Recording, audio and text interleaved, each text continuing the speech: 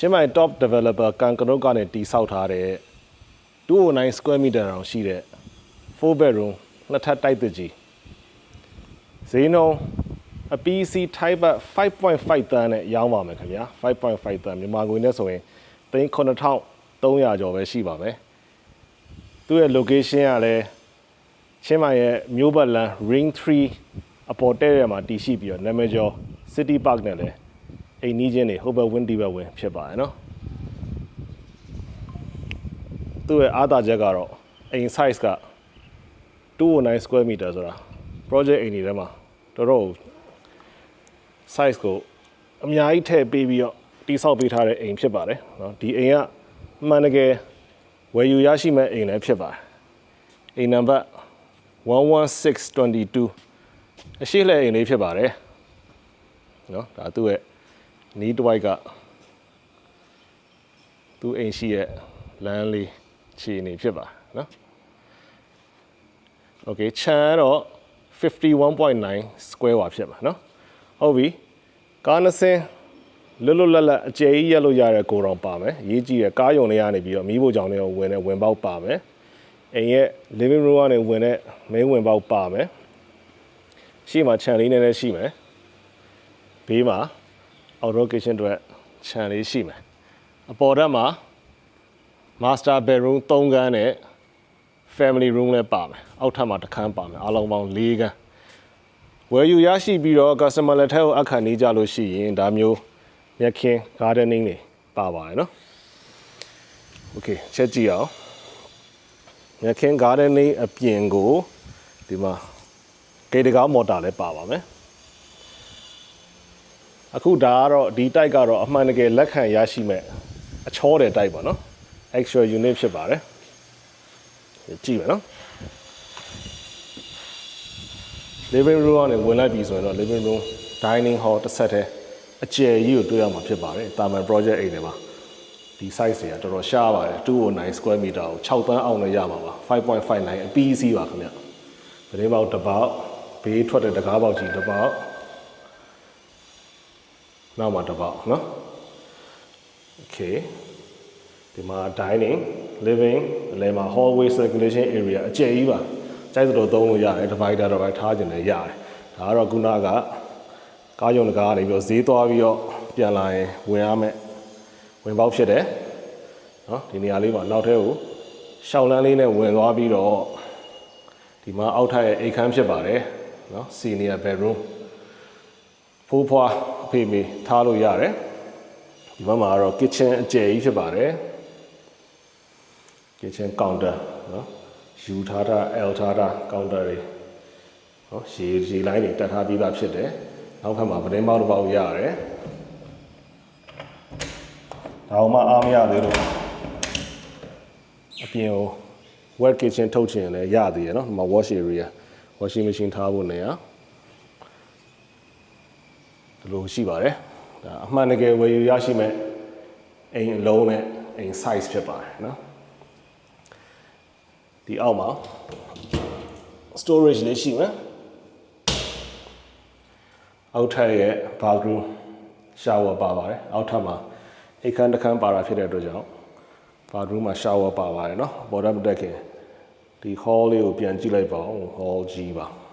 ကျယ်ကြီးပါခင်ဗျာနော် size ကြီးလိုချင်တယ်ဆိုရင်တော့ဒီလို brand မျိုးနဲ့ဒီလို location မျိုးနဲ့ဒီလို build quality နဲ့ဒီလိုအိမ် size ကို559ဒီမှာငွေ9300ကျော်နဲ့ရတာရှားပါတယ်เนาะချင်းမိုင်မှာ okay အပေါ်ဓာတ်ကိုတက်လိုက်မယ်ဆိုရင်အိမ်ခန်းတွေတော့မဟုတ်ခင် family room area သက်သက်ပါပါသေးအိမ်ကြီးအကြီးဆိုတော့လိုနေရာတွေပါเนาะဖျားကန်းလေးထားမယ်ဆိုရင်အဆင်ပြေပါတယ်အခန်းတစ်ခန်းမပုတ်တော့ဘူးဒီဘက်မှာအခန်းနှစ်ခန်းဖြစ်မယ်အကုန်လုံး master တွေကြီးပဲဒီမှာနောက်ဖက်ကအိမ်ခန်းကျယ်ကြီးပါခင်ဗျာနော်အပေါ်ဓာတ်ကလည်း SPC ခင်းထားပေးတယ်ပတင်းပေါက်တစ်ပေါက်ပါမယ်ပြီးတော့ဒီမှာသူ့ရဲ့ bathroom attach နော်ဒီဘက်မှာ closet လေး dressing လေးထားလို့ရမယ်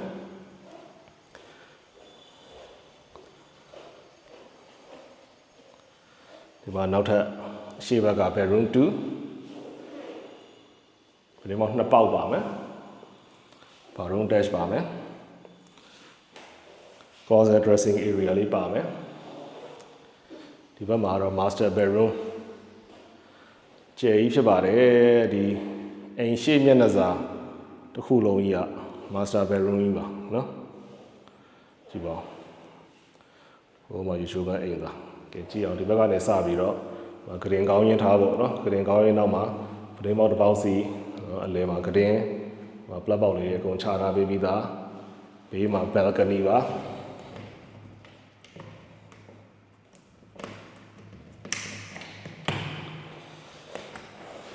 balcony နဲ့အပြင်လည်းထွက်လို့ရမယ်ဒီ unit လေးကအရှိလှည့် unit လေးဖြစ်ပါတယ်အားလုံးရဲ့အကြိုက်ကလေး okay ကဲအော်ဂရင်ကဒီနားမှာထားဒီနေရာကြီးကပိုနေရနော်ကြိုက်တာသုံးလို့ရပါတယ်ဒီနေရာမှာကလေးငယ်ရှင်ကလေးငယ်ကိုလည်း master bedroom နဲ့ထည့်သိမ်းလို့ရမယ်ဒါမှမဟုတ်ကိုယ့်ရဲ့ကိုယ်ပိုင် living area လေး TV နော်ကိုယ်ပိုင် TV စင်ထားလို့ရတယ်နေရာအကျယ်ကြီးမှာအကျယ်ကြီးပါဒါမလို့ walk-in closet ကိုဟိုမှာ heavy ချမလားအကုန်လုံးလို့ရတယ်နော်ဟိုမှာပတင်းပေါက်လဲအကျယ်ကြီးပဲရန်ကောင်းပါတယ်ကဲဒါကတော့ master bath ပါ